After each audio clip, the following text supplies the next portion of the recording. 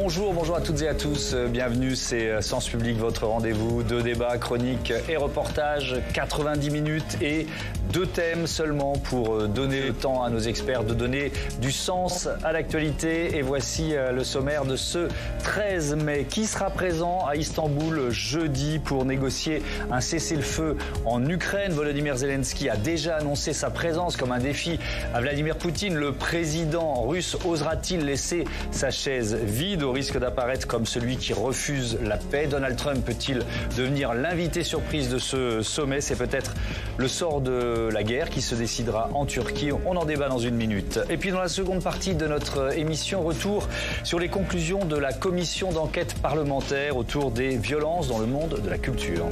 Le constat est clair, il est sans appel. Les violences dans les secteurs étudiés, à savoir le cinéma, l'audiovisuel, le théâtre, la danse, la musique principalement, sont persistantes, elles sont endémiques et donc elles sont systémiques. Jusqu'où ira le MeToo du cinéma? D'autres monstres sacrés vont-ils tomber, comme Gérard Depardieu, condamné ce matin pour 2 agressions sexuelles? Le Festival de Cannes, qui démarre ce soir, peut-il devenir le lieu d'un renversement des mentalités? On en débat, on répond à toutes ces questions dans 3 quarts d'heure. Mais d'abord, les dernières tractations, les dernières déclarations et l'espoir fragile de voir des négociations de paix s'ouvrir entre la Russie et l'Ukraine. Flora Sauvage. Sur la composition de la délégation russe et l'hypothétique présence de Vladimir Poutine aux pourparlers qui doivent se tenir jeudi à Istanbul, en Turquie, entre l'Ukraine et la Russie. Le président ukrainien Volodymyr Zelensky a rappelé qu'il ferait tout pour que cette rencontre ait lieu avec son homologue russe. L'Ukraine a accepté un cessez-le-feu total parce qu'elle a montré qu'elle souhaitait une fin complète de la guerre. Je l'ai souligné à plusieurs reprises au président Trump. Je pense que Poutine ne veut pas que la guerre s'arrête. Il ne veut pas un cessez-le-feu. Il ne veut pas de négociations. Je ne parle même pas du fait qu'il a peur des négociations directes avec moi.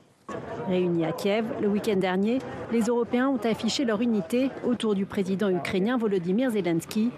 Hier à Paris, Emmanuel Macron a haussé le ton, agitant le spectre de nouvelles sanctions contre Moscou. Il y a une proposition qui a été mise sur la table par les États-Unis, un cessez-le-feu immédiat, que les Européens ont soutenu en disant qu'il faut construire une paix durable avec donc derrière des garanties auxquelles on participe.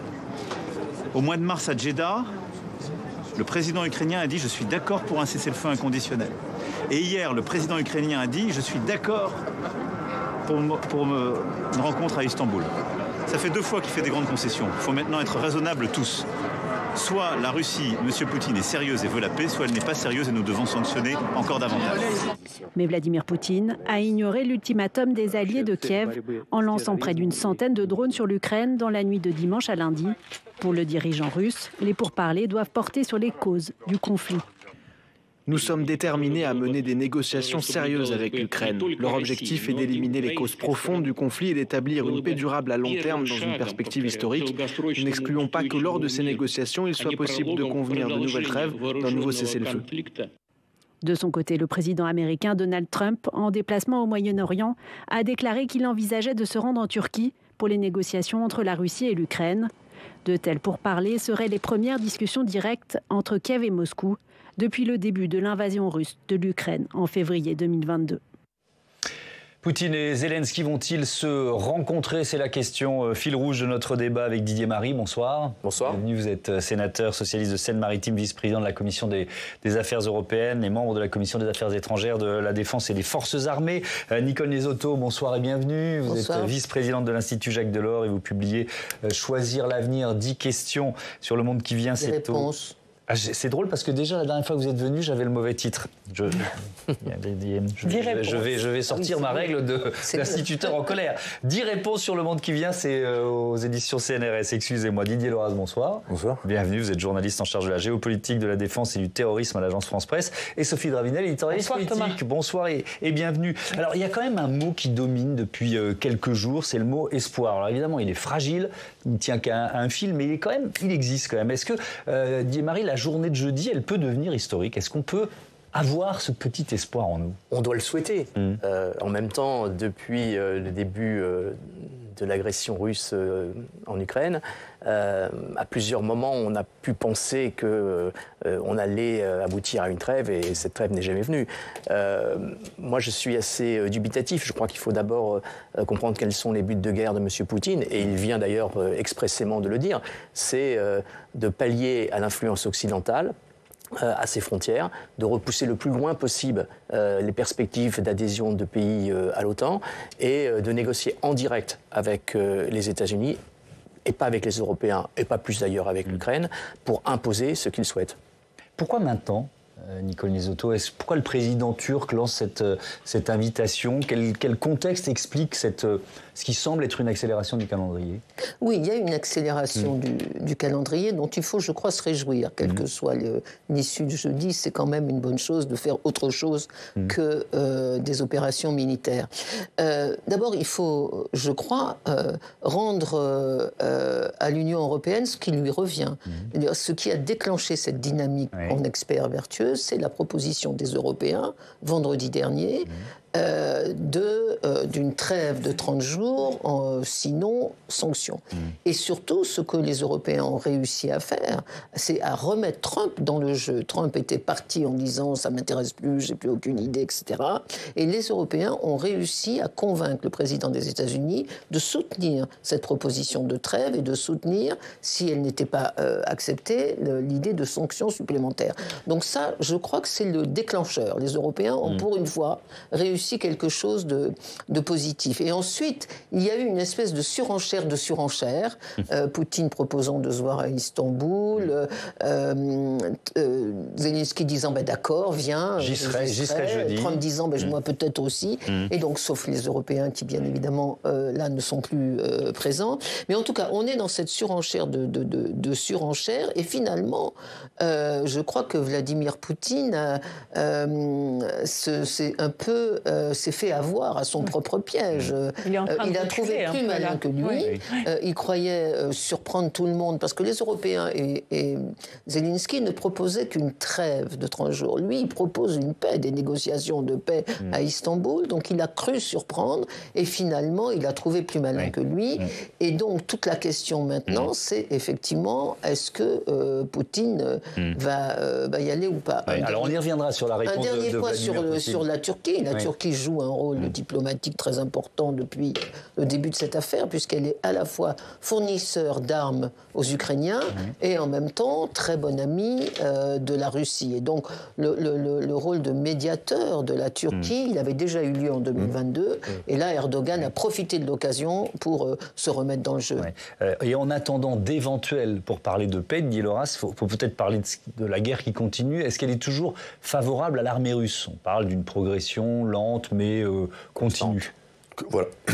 Lente, constante, continue, quasiment sans interruption depuis l'été dernier et la contre-offensive ratée de Kiev. Ce qui, selon moi, nous emmène quand même à une réalité, mais que tout le monde connaît. C'est que Poutine n'a aucun intérêt à négocier. Il avance. Il avance tranquillement, doucement, alors vraiment très doucement. C'est-à-dire que tous les experts militaires vous disent « mais avancer si peu, avec autant de pertes, ça n'a pas de sens du point de vue de l'art de la guerre ». Mais sauf que tout le monde sait que Poutine se fiche... l'art de la guerre version russe. Voilà, Poutine se fiche comme d'une guigne des pertes humaines, ça c'est pas son souci. Les sanctions occidentales dont on nous avait expliqué il y a 2 ans qu'elles allaient éreinter l'économie russe, les Russes, sauf erreur, ne font toujours pas la queue devant des boutiques vides, donc l'économie russe... Elle fonctionne et surtout, elle est complètement en mode économie de guerre, mais alors là, dans une toute autre acception que ce que voudrait le président Macron. Donc, d'un point de vue militaire, aujourd'hui, clairement, Poutine est le maître des horloges, il fait ce qu'il veut. Alors, on va se concentrer sur les 3 personnages principaux de ce qui pourrait se passer en Turquie jeudi. Volodymyr Zelensky, Donald Trump, Vladimir Poutine. Je vous propose d'abord un chapitre autour du président ukrainien. On l'a dit, il met la pression sur Vladimir Poutine et lui donne donc ce rendez-vous jeudi à Istanbul. Je serai en Turquie ce jeudi 15 mai et j'attends Poutine en Turquie, personnellement. І сподіваюся, що Путін цього разу не шукатиме причин. Et j'espère que cette fois, Poutine ne cherchera pas de raisons pour lesquelles il ne peut rien faire. Nous sommes prêts à discuter pour mettre fin à la guerre. Четвер. Jeudi, Turquie. Le président Trump a apporté son soutien. Tous les dirigeants soutiennent Ці cela. лідери підтримують. Alors, je commence avec vous, Nicole Nesotto. Est-ce qu'à l'inverse d'un Vladimir Poutine, c'est logique, Volodymyr Zelensky, lui, n'a pas une urgence à se mettre autour d'une table pour négocier?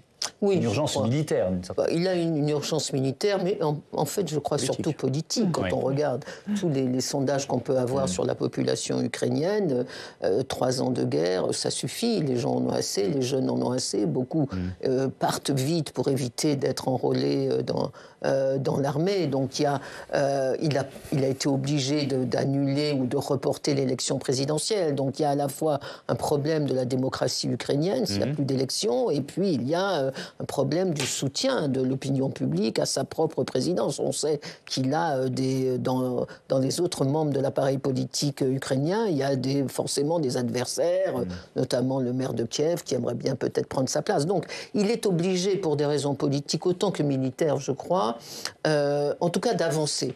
Peut-être pas d'aller à une paix brutale, définitive et pas à n'importe quelle condition, voilà. Oui. Mais en tout cas d'avancer. Moi, ce qui me frappe, c'est que il a baissé le prix de sa rencontre avec Poutine. Parce que dans le projet qui a été présenté par les Européens, les Ukrainiens et les Américains, c'était 30 jours de trêve, sinon sanctions. Et sanctions immédiates à partir de lundi.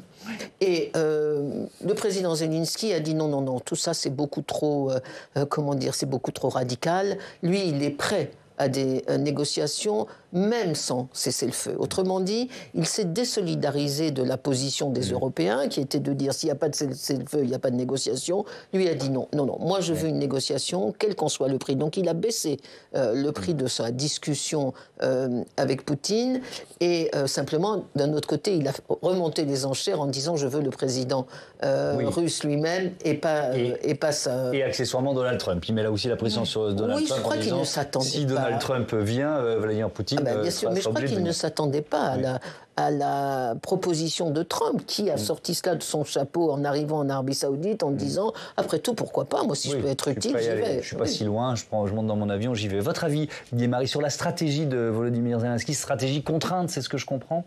Je partage ce qui vient d'être dit. Il a à la fois des difficultés militaires. Les pertes russes sont 2,5 fois supérieures à celles des Ukrainiens, mais les Ukrainiens perdent quand même beaucoup d'hommes aussi. Les familles qui attendent le retour des soldats manifestent de plus en plus leur mécontentement et surtout leur peur de l'avenir. Et donc il a devant lui un défi militaire et un défi politique. Et depuis le début, il fait tout pour que ça s'arrête, en résistant, mais aussi en essayant d'appeler les États-Unis à le soutenir, à garantir éventuellement un cessez-le-feu, on y reviendra peut-être, et les Européens à aller beaucoup plus loin que ce qu'ils ont fait jusqu'à présent pour l'accompagner. Donc je pense que Zelensky a besoin d'une trêve, tout d'abord. Il a besoin bien évidemment de la paix.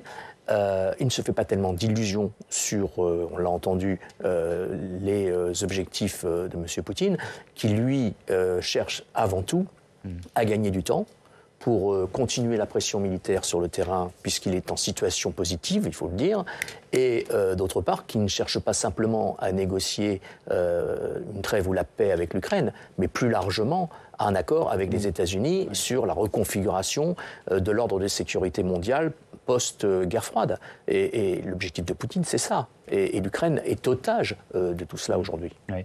Didier Loras, le fait d'avoir signé l'accord avec Donald Trump sur les terres rares, alors évidemment c'est très hypothétique. On sait qu'avant qu'on en arrive à exploiter ces terres, il va se passer beaucoup d'années, voire de décennies. Mais est-ce que ça a débloqué quand même un verrou dans la relation de Volodymyr Zelensky avec Donald Trump? Je suis incapable de répondre à cette question, mais je suis assez sidéré de voir Zelensky capable de dire ma discussion téléphonique avec Trump s'est très bien passée, quelques semaines après s'être fait humilier en public à la Maison-Blanche par le président et par son vice-président. pour moi, alors désolé si je peux apparaître comme un peu contradicteur de quelqu'un qui a priori sait beaucoup plus que moi sur le sujet, mais à partir du moment où on dit que Zelensky est dans les cordes, je ne vois pas comment quelqu'un qui est dans les cordes puisse coincer qui que ce soit. Donc, il est absolument... Vous dites qu'il n'a pas piégé Poutine, en fait. Vous savez, je pense que Poutine, il y a quand même deux choses. Il y a l'image de Poutine à l'étranger, il ne se fait plus aucune illusion. Il est haï, détesté, conspué, tout ce que vous voulez. Oui, non, pardon, en Occident. En Occident. Retrouver un peu en Occident. En Occident, pas dans le monde, parce que le 9 mai, les cérémonies du 9 mai ont montré que justement, il n'y avait pas de cassure. Mais en Occident. Par contre, ne pas se rendre en Turquie pour rencontrer Zelensky, en politique intérieure, il peut en faire ce qu'il en veut. Oui. Et déjà, ça fait des mois qu'il dit qu'à partir du moment où Zelensky a été obligé de reporter les élections, il considère que ce n'est plus un président crédible. Comme si Poutine se posait des questions sur la légitimité démocratique. Bon, ça, ce serait un peu nouveau. Mais pour moi, il n'est pas piégé.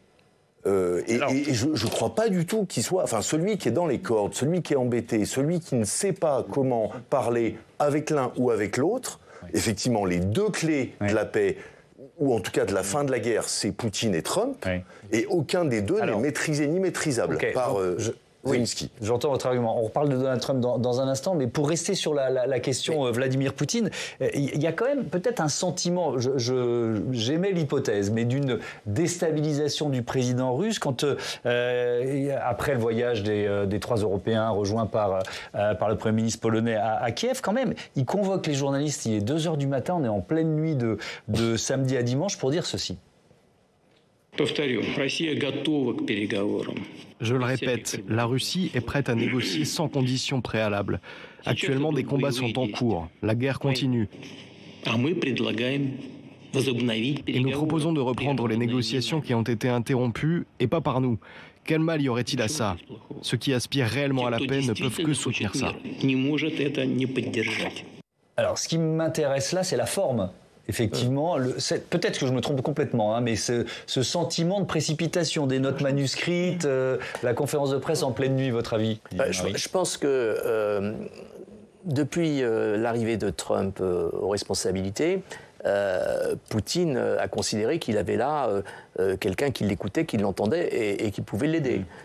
Et là, sous la pression des Européens, Trump revient dans le jeu en disant « bon, ça va, il faut que ça cesse ». Et Poutine, là maintenant, il faut que tu te mettes à table et que tu discutes. Et je pense que Poutine est en train de réaliser que la versatilité de Donald Trump peut se retourner contre lui.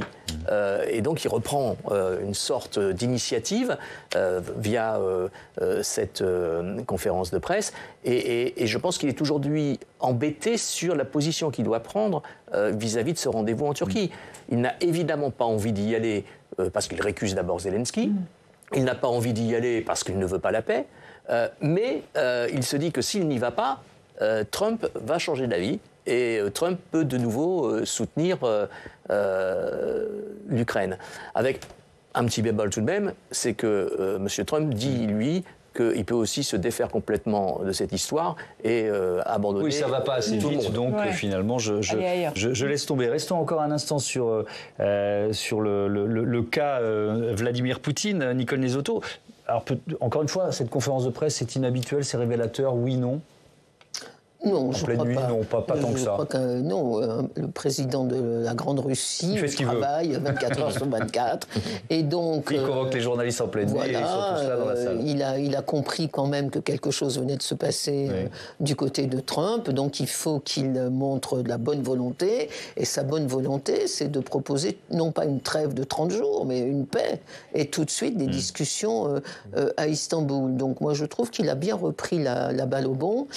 Non, là où je pense Poutine est embêté, il a le couteau sous la gorge, c'est qu'il ne veut pas d'un bilatéral avec Zelensky. Ça n'est pas de son niveau. Oui, parce qu'il passe son temps à le... Ça n'est pas de son niveau d'une part, et ensuite il considère que c'est un fasciste, pas légitime, etc.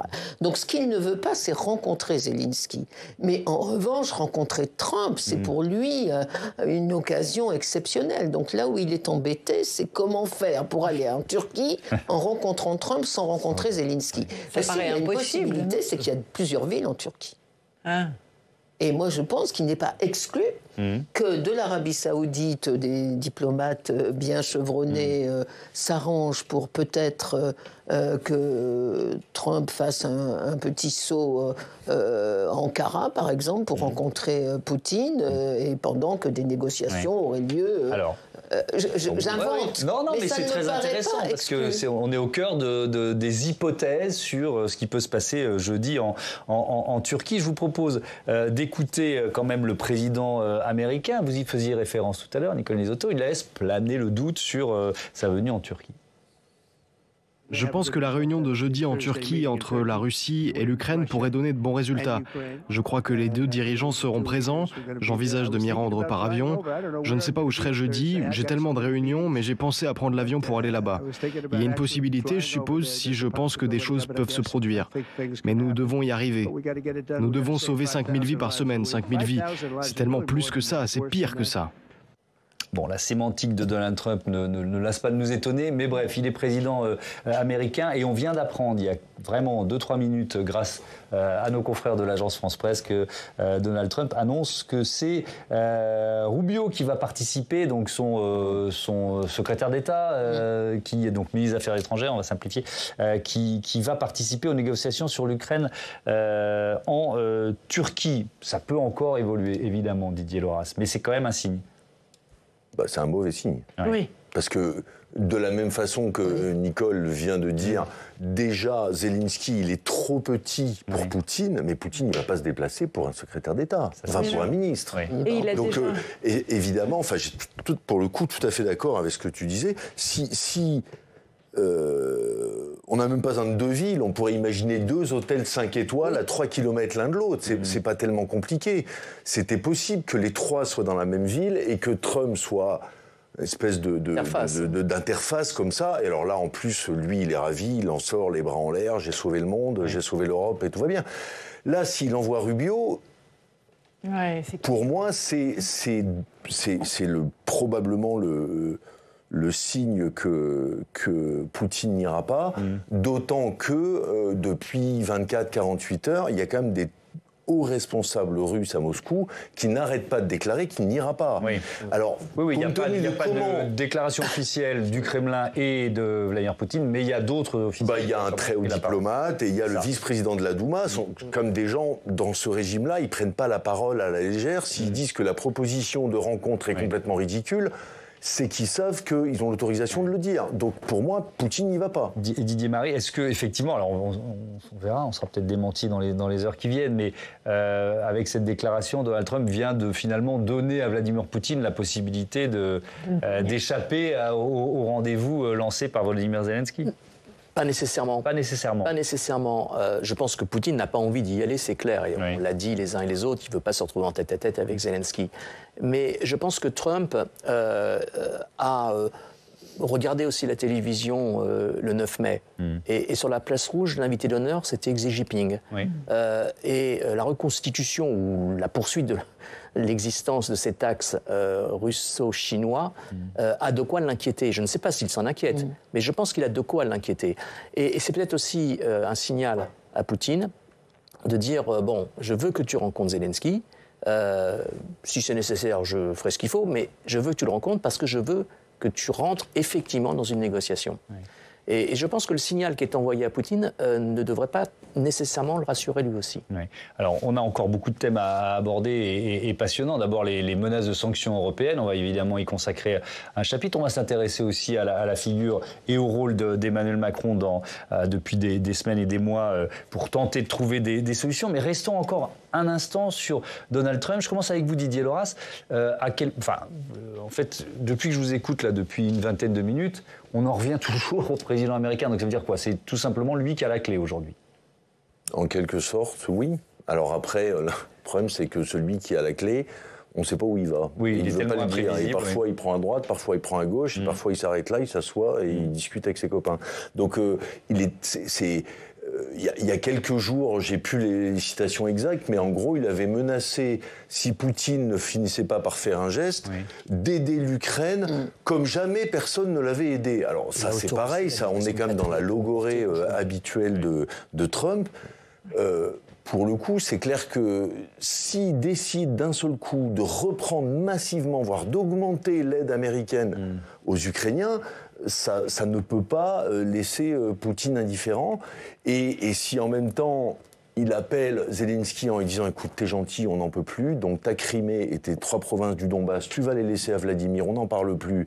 Et puis moi, je te promets que je vais assurer je ne sais quoi, la prospérité de ton pays, ton équilibre, ce que tu veux. » Oui, enfin, en tout cas, il est absolument essentiel, bien sûr, ne serait-ce que tout simplement parce qu'il est président des États-Unis. C'est pas juste une question de personnalité, c'est-à-dire que c'est pas par son charisme, sa solidité, la puissance de ses analyses ou la constance de ses théories. C'est parce que il a un énorme chèque, même s'il se réduit un peu chaque jour, mais il a potentiellement un énorme chèque pour l'un ou pour l'autre. Il a ses prises de décision, oui, bien sûr, qui peut tout faire basculer. Et j'ajoute là-dessus que même en admettant une trêve longue durée, au-delà de 30 mois, on décide une espèce de 30 jours. 30 jours.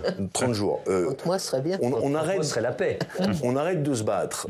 L'hypothèse d'un authentique traité de paix, il est fantasmagorique.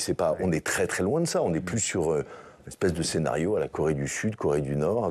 Et là, on revient aux propositions européennes de déployer des forces au sol pour faire respecter ce cessez-le-feu. Bon. Et là-dessus, j'ai presque fini, excusez-moi, là-dessus, les Européens ont toujours dit on ne le fera pas sans réassurance aérienne des Américains. Et s'il ne veut pas y aller, les Américains, les Européens ne peuvent pas y aller non plus. Donc là coalition des volontaires, donc là encore, Trump, il a la clé. Bon. Allez, on parle justement des Européens. Menace de nouvelles sanctions. L'Europe qui accuse la Russie de jouer un double jeu. On écoute la chef de la diplomatie de l'UE, Kaja Kallas.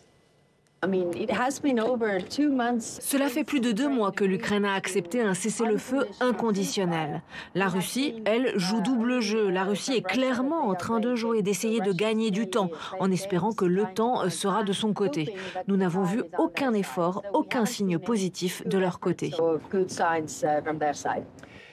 Et j'accueille Steve Jourdain sur le plateau de Sens Public. Bonsoir Steve, avec donc cette Union européenne qui qui tente de se faire entendre. Oui, l'image forte de ces dernières heures, c'est cette réunion hier à Londres des ministres des Affaires étrangères européens. Il était question de poursuivre, je cite, des discussions cruciales en riposte à l'agression russe. Cela 48 heures après avoir mis sur la table un cessez-le-feu auquel donc Moscou n'a toujours pas répondu. Aujourd'hui, le chancelier allemand a de nouveau brandi la menace de sanctions. On va l'écouter. Nous sommes unis sur le fait que s'il n'y a pas de réel progrès cette semaine, nous travaillerons alors ensemble au niveau européen pour renforcer considérablement les sanctions. En quoi consisteraient ces nouvelles sanctions? Alors, on parle en fait d'un 17e paquet de sanctions contre la Russie depuis le début du conflit. Les contours de cette nouvelle salve ne sont pas définitivement arrêtés, mais on parle déjà de mieux cibler la flotte pétrolière russe, l'idée de sanctionner ce qu'on appelle la flotte fantôme de Moscou, Thomas. La centaine de navires utilisés par la Russie pour contourner les sanctions prises sur le pétrole. Sont évoquées aussi de nouvelles sanctions contre des entreprises de pays tiers comme la Turquie, le Vietnam ou encore l'Ouzbékistan qui sont accusés d'aider Moscou à contourner les restrictions existantes. Sur la table également l'interdiction de l'exportation vers la Russie de plusieurs biens dits à double usage. Ce sont des biens qui ont des applications militaires potentielles comme les produits chimiques. L'Union européenne veut interdire leur livraison au régime de Poutine. Enfin, des discussions existent autour de nouvelles restrictions sur le secteur financier russe ainsi qu'un plan d'affectation des avoirs russes qui sont gelés. Mais toutes ces mesures n'ont pas encore été adoptées par l'Union européenne. Non, elles doivent encore être approuvées par les 27 États membres et ça peut prendre encore plusieurs longues semaines. Autre dossier qui prendra du temps, Thomas, l'importation de gaz russe en Europe et notamment le GNL. Bruxelles prévoit de l'interdire d'ici à 2027. Mais avant ça, chaque État devra légiférer en la matière. Bref, cette interdiction n'est pas pour tout de suite. Merci beaucoup Steve Jourdain. 17e paquet de sanctions, dit Marie. Est-ce que ça sert encore à quelque chose? Alors, c'est nécessaire. Est-ce que c'est efficace? C'est une autre question. Je pense qu'il y a encore des marges pour aller plus loin. On a évoqué à l'instant le contrôle de la flotte fantôme. Moi, j'ai assisté à des choses complètement incroyables où dans un pays européen, des navires fantômes se mettent à la frontière des eaux territoriales et transfèrent leur pétrole dans des tankers qui battent pavillon européen. Hein. Bon, donc on a la possibilité d'aller plus loin. Après, est-ce que l'économie russe est aujourd'hui exsangue? Manifestement non, même si progressivement, les coûts portés finissent quand même par payer. On voit bien que le rouble est en difficulté, que l'inflation est extrêmement élevée et l'économie de guerre ne peut pas répondre à tous les besoins de la population. Donc sur le moyen et le long terme, ces sanctions ont une efficacité. Mais je pense qu'il faut aller encore plus loin. Moi, par exemple, j'étais et je suis toujours favorable à la captation des avoirs russes gelés en Europe pour les dédiés à l'Ukraine, à sa défense. Pas seulement les intérêts de ces avoirs, la captation. Moi, je suis favorable à la captation des avoirs et je pense qu'il y a quelques mesures qui pourraient être prises, dont certaines sont exposées là, qui permettraient de contraindre un peu plus la Russie et notamment de contraindre les pays qui aident la Russie à contourner les sanctions. Et je pense que l'Union européenne, qui a des accords commerciaux avec toute une série de pays, on a parlé du Vietnam là tout à l'heure, mettons en place des mesures de rétorsion à l'égard de ces pays qui ne respectent pas les sanctions qui ont été prises et qui les contournent. Nicole Nizzotto, votre avis, parce qu'on a un peu cette impression que, bon là, d'une communication européenne qui se répète. Mais vous avez raison, moi je partage votre impression de... encore des sanctions, c'est-à-dire 17, 18, 19 paquets, même si je suis complètement d'accord avec ce que vous avez dit. Mais le problème des sanctions, c'est que c'est la seule arme que l'Union européenne possède, sauf à aller jusqu'à la rupture des relations diplomatiques. Pour l'instant, ça n'est pas le sujet.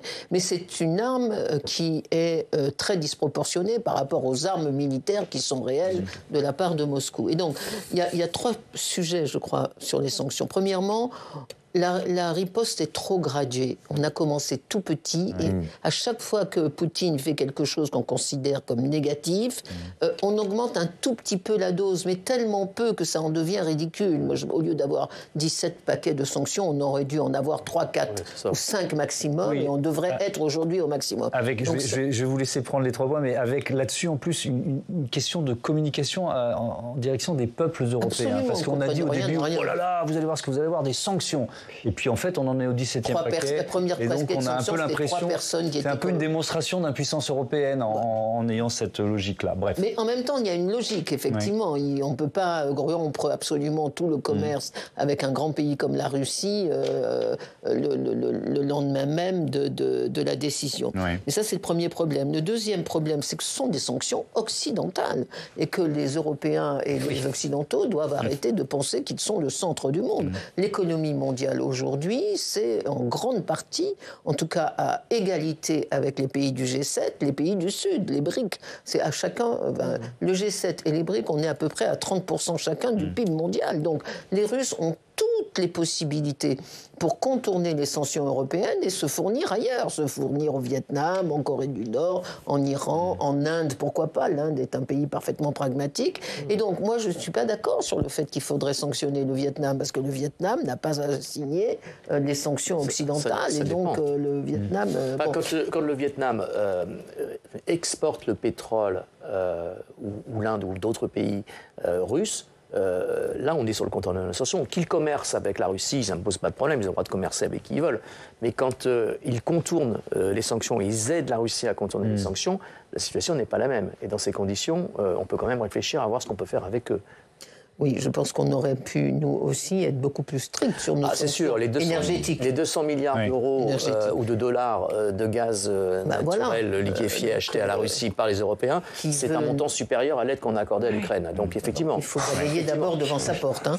Donc, ça, c'est le deuxième problème. Et le dernier problème, très rapidement, c'est que la vraie sanction serait une augmentation considérable des prix du pétrole, qui est en train d'essayer d'être négociée avec l'OPEP. L'OPEP a augmenté les prix du pétrole parce qu'on se dit, si le les Russes ne peuvent plus exporter leur pétrole parce que c'est trop cher et que les gens ne l'achètent plus, on a un vrai problème pour l'économie russe. Sauf que, j'ai dit l'augmentation, la baisse des prix du pétrole, bien évidemment.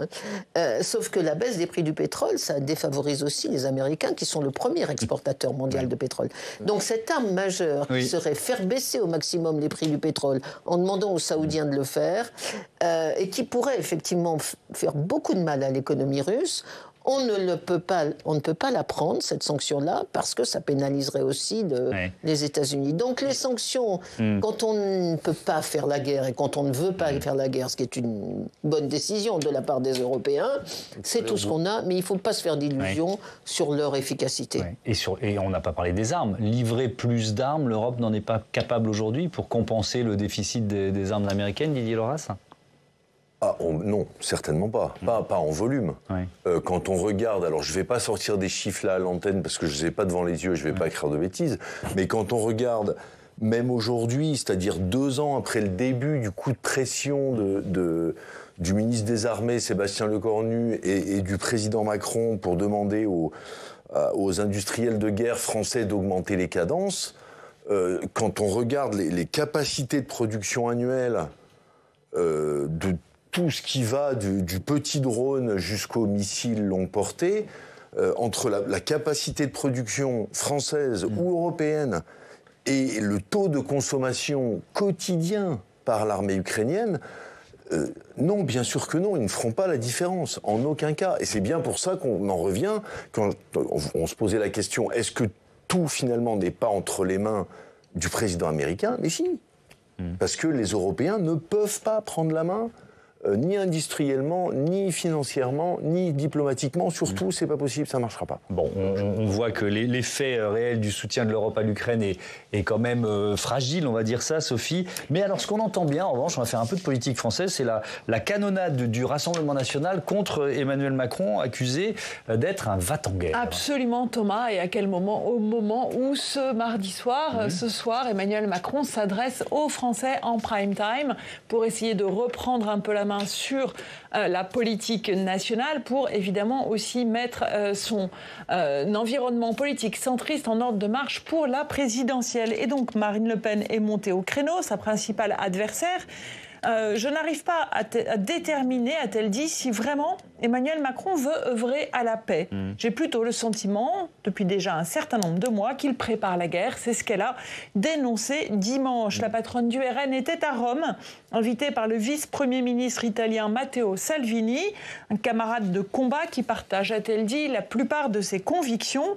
L'occasion donc d'une canonnade commune contre l'Europe et contre Emmanuel Macron. Et d'ailleurs, le service après-vente, il a été assuré en France lundi par le député RN du Nord, Sébastien Chenu. Absolument, sur Europe 1. Et il a pointé, lui, une politique de sanctions qui aurait démontré leur inefficacité contre la Russie, sur la Russie. Et on est à peu près, effectivement, nombreux sont ceux dans la classe politique qui seront d'accord avec lui. En tout cas, il a ironisé sur un chef de l'État, lui aussi, va-t-en-guerre. Ça roule des mécaniques, ça fait des gros bras, a-t-il dit, moquant Emmanuel Macron, un président qui court après l'histoire sans penser aux conséquences économiques pour les pays qui ont choisi de soutenir l'Ukraine, évidemment la France. Le chef de l'État français et ses homologues européens ont pourtant surtout bien conscience que Vladimir Poutine teste la résistance européenne. Or, la France juge que la Russie présente des signes de faiblesse et se dit prête à prendre le risque. Il serait impensable de laisser la Russie s'en sortir, faute de volonté de maintenir la pression, assurait récemment un haut gradé cité par le Figaro. Un haut gradé français. Sophie, votre avis sur le rôle d'Emmanuel Macron, Didier Marie ? Je suis partagé. Dans ses habits européens, il a repris une forme de leadership et a réussi à donner du sens à la politique européenne avec l'appui des Allemands en particulier. Après, en termes d'efficacité, on en revient à ce qu'on disait tout à l'heure, tout ça ne va pas très loin. Pourquoi ? Pour la bonne et simple raison que les Européens se sont, entre guillemets, désarmés à la fin de la guerre froide. et n'ont pas aujourd'hui les capacités industrielles pour répondre à la demande ukrainienne. Et il faut de capacités militaires. Et de capacités, oui, lu dans Le Parisien, disons une évolution dans les propos d'Emmanuel Macron qui prétendait envoyer grand nombre de troupes dans cette fameuse coalition il y a l'année dernière et qu'il a restreint l'affaire en disant peut-être la coalition des volontaires qui serait chargée d'assurer la paix après l'hypothétique signature d'un... Oui. Donc la grande difficulté des Européens est celle-ci, et la difficulté d'Emmanuel Macron qui cherche à prendre le leadership en découle, bien évidemment. Mais est-ce qu'il y a un chef d'État ou de gouvernement plus efficace qu'Emmanuel Macron ? En Europe ? D'abord, je trouve que le Rassemblement national montre son extrême faiblesse. Il ne comprend rien à l'Europe. Et il ne comprend pas que la force aujourd'hui d'Emmanuel Macron, c'est d'avoir avec lui les 4 grands européens, plus les Anglais. Macron a réussi... On peut penser ce qu'on veut de sa politique, mais enfin, il a quand même réussi à fédérer les 4 grands, la France, l'Allemagne, la Pologne, la France, l'Allemagne, la Pologne, les États-Unis, plus le Royaume-Uni, c'est-à-dire 90% du potentiel militaire euro-atlantique, et que donc le juger tout seul par rapport à sa politique solitaire, ce qu'ils appellent son agitation, c'est ne rien comprendre effectivement au fait qu'aujourd'hui la France, ce n'est rien sans l'Europe. L'image forte, c'est les 3 chefs d'État dans ce train qui va vers Kiev et qui sont rejoints par le Polonais. Qui parle à la télévision ce soir. L'image forte, c'est quand on arrive à me réunir 37 chefs d'État-major à Paris, 20 chefs d'État à Londres, 25 chefs d'État de nouveau à Paris, etc. C'est ça, cette dynamique qui compte. Et donc, est-ce que cette dynamique est une dynamique de va-t-en-guerre ? C'est là où il faudrait un vrai débat. Moi, je ne crois pas du tout. C'est une dynamique de va-en-paix, mais comme on sait tous, pour voir la paix, il faut préparer la guerre, il faut être sérieux, il faut être fort, il faut faire peur, ça ne veut pas dire qu'on va s'en servir. Et donc je trouve que ces réactions du Rassemblement national sont vraiment sont le signe de leur caractère préhistorique dans le monde du XXIe siècle. Cette coalition... Non, mais vous donnez votre avis et on le respecte. Cette coalition des volontaires, Didier Lauras, et c'est vrai qu'alors là, si on reste, c'est pas votre domaine, mais un peu sur la politique intérieure française, ça a été l'occasion d'une sorte de détournement sémantique par certains adversaires d'Emmanuel Macron. C'est-à-dire que c'est pas parce que nous on dit on se prépare à éventuellement envoyer des soldats sur le sol ukrainien après que la paix ait été signée qu'on est un va-t-en-guerre. Vous voyez ce que je veux dire ? Oui, mais ça, c'est le lot du débat politique. De bonne guerre. Exactement. Oui, voilà, c'est de bonne guerre. Sauf qu'effectivement, la guerre est mauvaise. Voilà. Non, mais c'est un peu comme le débat sur le nucléaire, où le président Macron dit qu'il voudrait réfléchir avec les pays européens comment repenser la question de la dissuasion à l'échelle du continent. Et là, d'un seul coup, il y a la moitié de l'hémicycle qui n'y connaît rien et qui se met à hurler, à dire n'importe quoi. On va pas partager la bombe, on va pas laisser l'usage de la bombe à la merci des Polonais. Il n'a jamais été question de ça. Donc ça revient à ce que disait Nicole il y a un moment. Alors c'est vrai pour beaucoup de choses, mais c'est vrai que quand on parle de défense et de guerre, autant on peut travailler ces dossiers, ça fait plus avancer le schmilblick. Sauf que ça infuse quand même dans une partie de l'opinion publique française, Didier Marin. Oui, malheureusement. Enfin, ce n'est pas exclusivement la question ukrainienne et les positions d'Emmanuel Macron sur le conflit qui font que le Rassemblement national se trouve aujourd'hui à plus de 35%. Ah non, ça c'est évident. Donc c'est un tout. Mais je pense que c'est assez intéressant de noter les expressions des responsables du Rassemblement national, parce qu'ils font écho aussi à tout ce que disent les populistes et nationalistes en Europe. Et ça fait écho au soutien que M. Poutine leur apporte partout. Il y a une élection, il y a le deuxième tour en Roumanie, l'élection présidentielle dimanche prochain. On a malheureusement le risque de voir un leader pro-russe arriver aux responsabilités, qui veut nommer, qui plus est, comme Premier ministre, celui qui a été interdit de se présenter à la présidentielle cette fois-ci. Après la démonstration qu'il y a eu des manipulations sur l'élection du 24 novembre. Tout le monde sait ce qui s'est passé en Moldavie, ce qui s'est passé en Géorgie, ce qui s'est passé en Slovaquie. Partout, M. Poutine mène une guerre contre le modèle de démocratie libérale.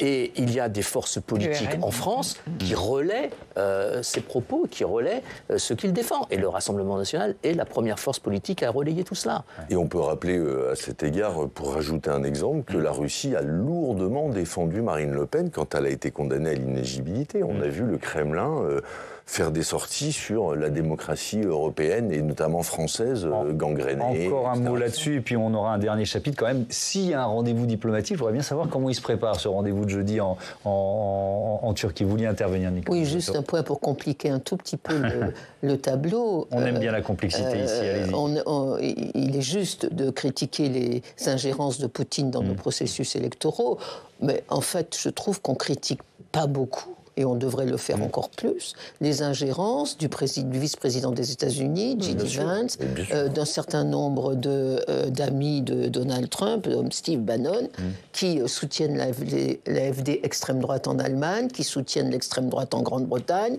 Je trouve que ça mérite autant, sinon plus, parce que ce sont censés être des démocrates, ça mérite autant, sinon plus, notre approbation. Donc oui, le Rassemblement national est aidé par Poutine, mais il est aussi aidé par une partie de l'administration américaine. Revenons à jeudi, et on aura bouclé la boucle de ce débat, Didier Laurens, parce que,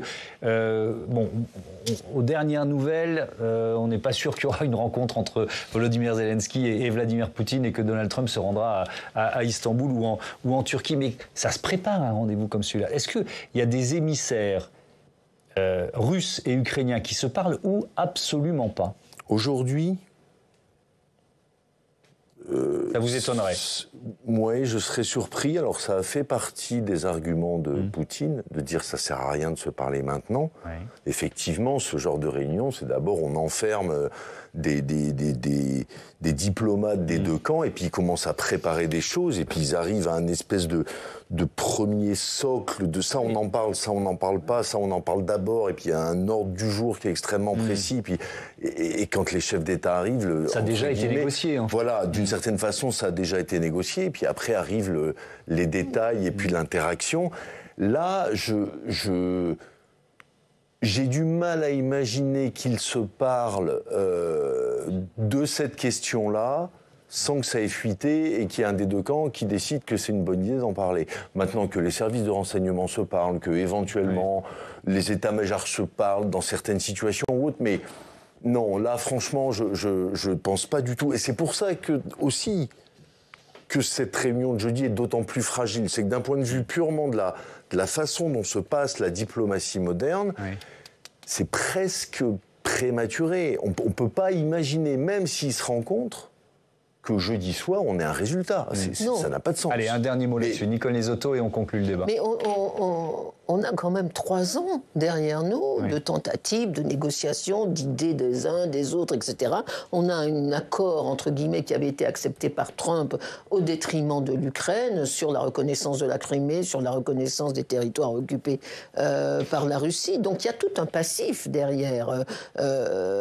Donc même s'il n'y a pas des rencontres officieuses en ce moment, on ne négociera pas sur rien. On voit très bien quelles sont les lignes acceptables des deux côtés. Et deuxièmement, l'idée de la rencontre de jeudi, je crois que c'est l'idée d'avoir une photo. C'est pas l'idée d'avoir un résultat. Le résultat, après, les diplomates mettront des mois et des mois. C'est plutôt le point de départ d'un round de négociation. Lancer l'affaire. Bien compris. Merci encore. Merci à tous d'avoir participé à ce débat. Nicole Lesotho, je rappelle le titre de votre livre, en essayant de ne pas me tromper cette fois-ci, Choisir l'avenir, 10 réponses sur le monde qui vient. On le montrait. Et on le montre derrière vous. C'est aux éditions CNRS. Je vous dis à bientôt sur Public Sénat.